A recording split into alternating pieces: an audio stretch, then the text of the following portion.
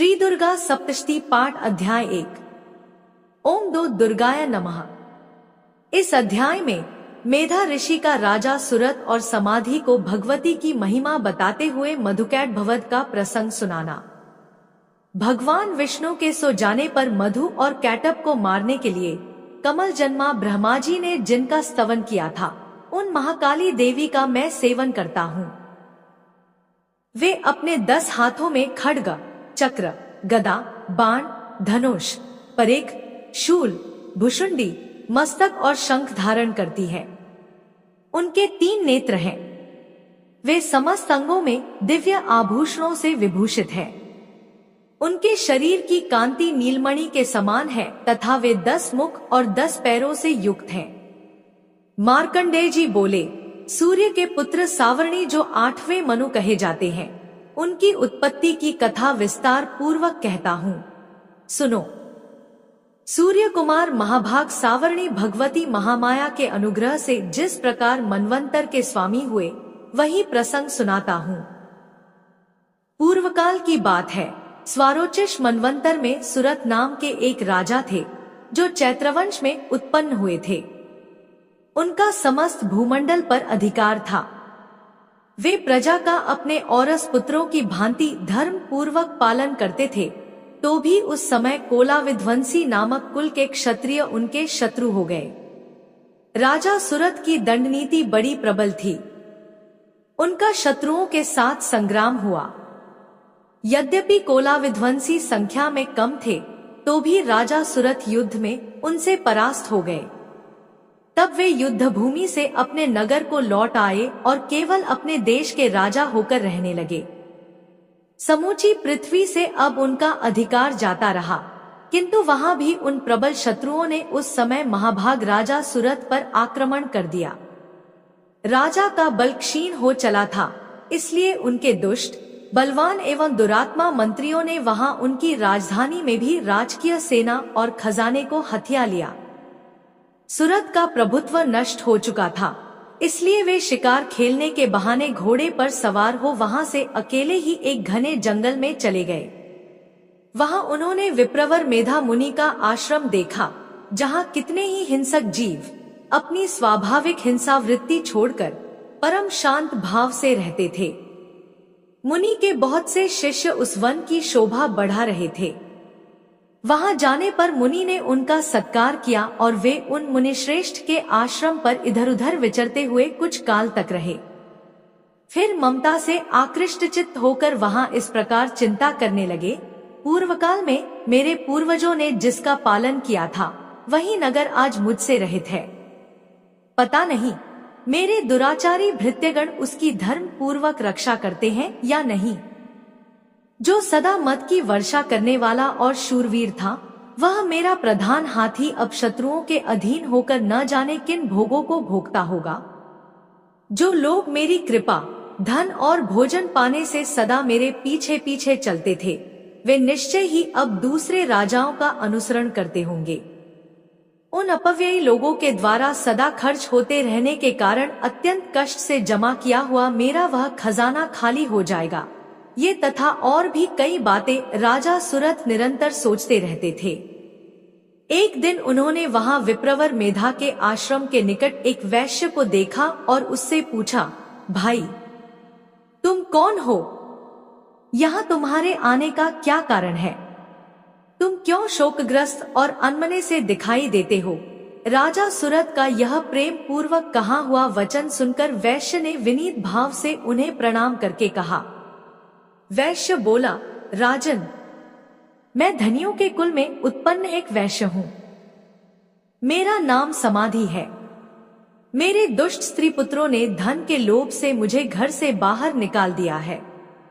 मैं इस समय धन, स्त्री और पुत्रों से वंचित हूँ। मेरे विश्वसनीय बंधुओं ने मेरा ही धन लेकर मुझे दूर कर दिया है, इसलिए दुखी होकर मैं वन में चला आया हूँ। यहाँ रहकर मैं इस बात को नहीं जानता कि मेरे पुत्रों की, स्त्री की और स्वजनों की कुशल है या नहीं। इस समय घर में वे कुशल से रहते हैं अथवा उन्हें कोई कष्ट है। वे मेरे पुत्र कैसे हैं? क्या वे सदाचारी हैं अथवा दुराचारी हो गए हैं? राजा ने पूछा, जिन लोभी स्त्री पुत्र आदि ने धन के कारण तुम्हें घर से निकाल दिया, उनके प्रति तुम्हारे चित्त में इतना स्नेह का बंधन क्यों है? वैश्य बोला, आप मेरे विषय में जैसी बात कहते हैं वह सब ठीक है, किंतु क्या करूं, मेरा मन निष्ठुरता नहीं धारण करता। जिन्होंने धन के लोभ में पड़कर पिता के प्रति स्नेह, पति के प्रति प्रेम तथा आत्मीयजन के प्रति अनुराग को तिलांजलि दे मुझे घर से निकाल दिया है, उन्हीं के प्रति मेरे हृदय में इतना स्नेह है। महामते, गुणहीन बंधुओं के प्रति भी जो मेरा चित्त इस प्रकार प्रेममगन हो रहा है, यह क्या है, इस बात को मैं जानकर भी नहीं जान पाता। उनके लिए मैं लंबी सांसें ले रहा हूँ और मेरा हृदय अत्यंत दुखित हो रहा है। उन लोगों में प्रेम का सर्वथा अभाव है, तो भी उनके प्रति जो मेरा मन निष्ठुर नहीं हो पाता, इसके लिए क्या करूं? मार्कंडेय जी कहते हैं, ब्राह्मण, तदंतर राजाओं में श्रेष्ठ सुरत और वह समाधि नामक वैश्य दोनों साथ साथ मेधा मुनि की सेवा में उपस्थित हुए और उनके साथ यथायोग्य न्यायानुकूल विनयपूर्ण बर्ताव करके बैठे। तत्पश्चात वैश्य और राजा ने कुछ वार्तालाप आरंभ किया। राजा ने कहा, भगवन, मैं आपसे एक बात पूछना चाहता हूँ, उसे बताइए। मेरा चित्त अपने अधीन न होने के कारण वह बात मेरे मन को बहुत दुख देती है। जो राज्य मेरे हाथ से चला गया है, उसमें और उसके संपूर्ण अंगों में मेरी ममता बनी हुई है। मुनिश्रेष्ठ, यह जानते हुए भी कि वह अब मेरा नहीं है, अज्ञानी की भांति मुझे उसके लिए दुख होता है। यह क्या है? इधर यह वैश्य भी घर से अपमानित होकर आया है। इसके पुत्र, स्त्री और भृत्यों ने इसे छोड़ दिया है। स्वजनों ने भी इसका परित्याग कर दिया है, तो भी यह उनके प्रति अत्यंत हार्दिक स्नेह रखता है। इस प्रकार यह तथा मैं दोनों ही बहुत दुखी हैं।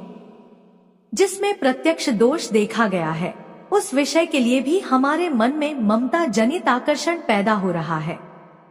महाभाग, हम दोनों समझदार हैं, तो भी हमें जो मोह पैदा हुआ है, यह क्या है? विवेक शून्य पुरुष की भांति मुझ में और इसमें भी यह मूढ़ता प्रत्यक्ष दिखाई देती है। ऋषि बोले, महाभाग, विषय मार्ग का ज्ञान सब जीवों को है। इसी प्रकार विषय भी सबके लिए अलग अलग हैं। कुछ प्राणी दिन में नहीं देखते और दूसरे रात में ही नहीं देखते, तथा कुछ जीव ऐसे हैं जो दिन और रात्रि में भी बराबर ही देखते हैं। यह ठीक है कि मनुष्य समझदार होते हैं, किंतु केवल वे ही ऐसे नहीं होते। पशु, पक्षी और मृग आदि सभी प्राणी समझदार होते हैं। मनुष्यों की समझ भी वैसी ही होती है जैसी उन मृग और पक्षियों की होती है, तथा जैसी मनुष्यों की होती है वैसी ही उन मृग पक्षी आदि की होती है। यह तथा अन्य बातें भी प्रायः दोनों में समान ही हैं। समझ होने पर भी इन पक्षियों को तो देखो, ये स्वयं भूख से पीड़ित होते हुए भी मोहवश बच्चों की चोंच में कितने चाव से अन्न के दाने डाल रहे हैं। नरश्रेष्ठ, क्या तुम नहीं देखते कि ये मनुष्य समझदार होते हुए भी लोभवश अपने किए हुए उपकार का बदला पाने के लिए पुत्रों की अभिलाषा करते हैं? यद्यपि उन सब में समझ की कमी नहीं है, तथापि वे संसार की स्थिति जन्म मरण की परंपरा बनाए रखने वाले भगवती महामाया के प्रभाव द्वारा ममता में भंवर से युक्त मोह के गहरे गर्त में गिराए गए हैं। इसलिए इसमें आश्चर्य नहीं करना चाहिए। जगदीश्वर भगवान विष्णु की योग निद्रा रूपा जो भगवती महामाया है, उन्हीं से यह जगत मोहित हो रहा है। वे भगवती महामाया देवी ज्ञानियों के भी चित्त को बलपूर्वक खींचकर मोह में डाल देती हैं। वे ही इस संपूर्ण चराचर जगत की सृष्टि करती हैं, तथा वे ही प्रसन्न होने पर मनुष्यों को मुक्ति के लिए वरदान देती हैं। वे ही परा विद्या, संसार बंधन और मोक्ष की हेतु भूता सनातनी देवी तथा संपूर्ण ईश्वरों की भी अधीश्वरी हैं। राजा ने पूछा, भगवन, जिन्हें आप महामाया कहते हैं, वे देवी कौन हैं? ब्राह्मण, उनका आविर्भाव कैसे हुआ? तथा उनके चरित्र कौन कौन है। ब्रह्मवेत्ताओं में श्रेष्ठ महर्षि।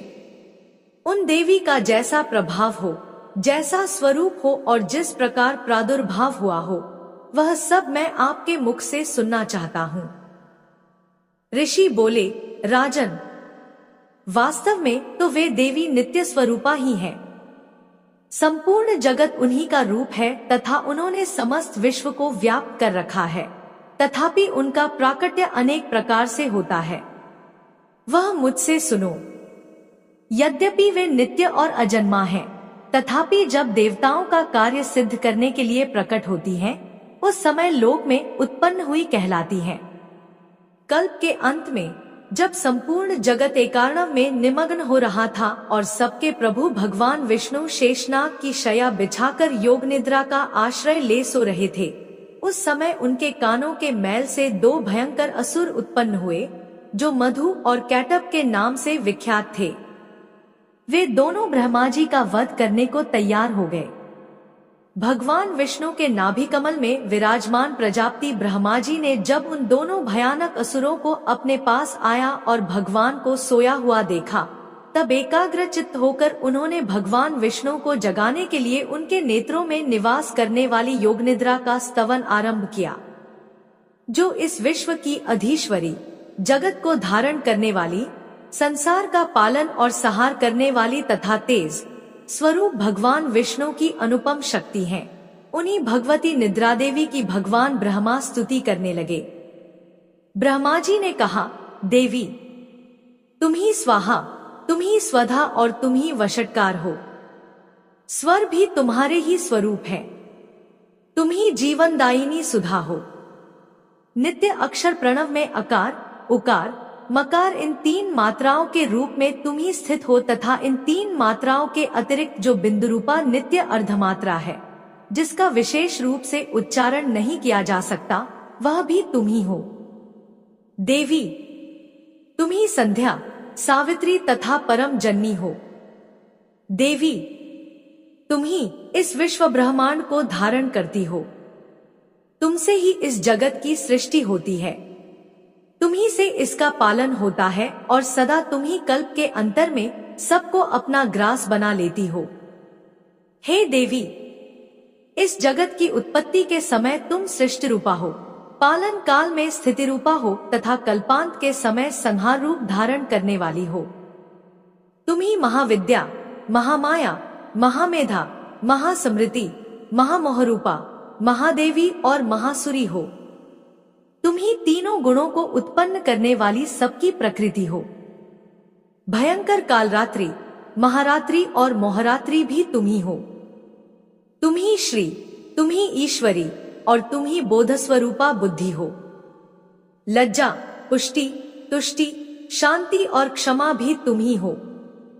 तुम खड्गधारिणी, शूलधारिणी, घोर रूपा तथा गदा, चक्र, शंख और धनुष धारण करने वाली हो। बाण, भुषुंडी और परिख ये भी तुम्हारे अस्त्र हैं। तुम सौम्य और सौम्यतर हो। इतना ही नहीं, जितने भी सौम्य एवं सुंदर पदार्थ हैं, उन सब की अपेक्षा तुम अत्यधिक सुंदरी हो। पर और अपर सबसे परे रहने वाली परमेश्वरी तुम ही हो। सर्वस्वरूपे देवी, कहीं भी सतसत रूप जो कुछ वस्तुएं हैं और उन सब की जो शक्ति है, वह तुम ही हो। ऐसी अवस्था में तुम्हारी स्तुति क्या हो सकती है? जो इस जगत की सृष्टि, पालन और सहार करते हैं, उन भगवान को भी जब तुमने निद्रा के अधीन कर दिया है, तब तुम्हारी स्तुति करने में यहाँ कौन समर्थ हो सकता है? मुझको, भगवान शंकर को तथा भगवान विष्णु को भी तुमने ही शरीर धारण कराया है, अतः तुम्हारी स्तुति करने की शक्ति किसमें है? देवी, तुम तो अपने इन उदार प्रभावों से ही प्रशंसित हो। ये जो दोनों दुर्धर्ष असुर मधु और कैटभ हैं, इनको मोह में डाल दो और जगदीश्वर भगवान विष्णु को शीघ्र ही जगा दो। साथ ही इनके भीतर इन दोनों महान असुरों को मार डालने की बुद्धि उत्पन्न कर दो। ऋषि कहते हैं, राजन, जब ब्रह्मा जी ने वहां मधु और कैटब को मारने के उद्देश्य से भगवान विष्णु को जगाने के लिए तमोगुण की अधिष्ठात्री देवी योगनिद्रा की इस प्रकार स्तुति की, तब वे भगवान के नेत्र, मुख, नासिका, बाहु, हृदय और वक्ष स्थल से निकलकर अव्यक्त जन्मा ब्रह्मा जी की दृष्टि के समक्ष खड़ी हो गई। योग निद्रा से मुक्त होने पर जगत के स्वामी भगवान जनार्दन उस एकार्णव के जल में शेषनाग की शया से जाग उठे। फिर उन्होंने उन दोनों असुरों को देखा। वे दुरात्मा मधु और कैटब अत्यंत बलवान तथा पराक्रमी थे और क्रोध से लाल आंखें किए ब्रह्मा जी को खा जाने के लिए उद्योग कर रहे थे। तब भगवान श्रीहरि ने उठकर उन दोनों के साथ 5000 वर्षों तक केवल बाहुयुद्ध किया। वे दोनों भी अत्यंत बल के कारण उन्मत्त हो रहे थे। इधर महामाया ने भी उन्हें मोह में डाल रखा था, इसलिए वे भगवान विष्णु से कहने लगे, हम तुम्हारी वीरता से संतुष्ट हैं, तुम हम लोगों से कोई वर मांगो। श्री भगवान बोले, यदि तुम दोनों मुझ पर प्रसन्न हो तो अब मेरे हाथ से मारे जाओ। बस इतना सा ही मैंने वर मांगा है, यहाँ दूसरे किसी वर से क्या लेना है। ऋषि कहते हैं, इस प्रकार धोखे में आ जाने पर जब उन्होंने संपूर्ण जगत में जल ही जल देखा, तब कमलनयन भगवान से कहा, जहाँ पृथ्वी जल में डूबी हुई न हो, जहाँ सूखा स्थान हो, वहीं हमारा वध करो। ऋषि कहते हैं, तब तथास्तु कहकर शंख, चक्र और गदा धारण करने वाले भगवान ने उन दोनों के मस्तक अपनी जांघ पर रखकर चक्र से काट डाले। इस प्रकार ये देवी महामाया ब्रह्मा जी की स्तुति करने पर स्वयं प्रकट हुई थी। अब पुनः तुमसे उनके प्रभाव का वर्णन करता हूँ, सुनो। इस प्रकार श्री मार्कंडेय पुराण में सावर्णिक मनवंतर की कथा के अंतर्गत देवी महात्म्य में मधु कैटब वध नामक पहला अध्याय पूरा हुआ। जय माता दी। मिलते हैं कल नए अध्याय के साथ। अगर आप सभी को वीडियो पसंद आई हो तो हमसे जुड़े रहने के लिए चैनल को सब्सक्राइब जरूर करें। कमेंट में जय माता दी अवश्य लिखें।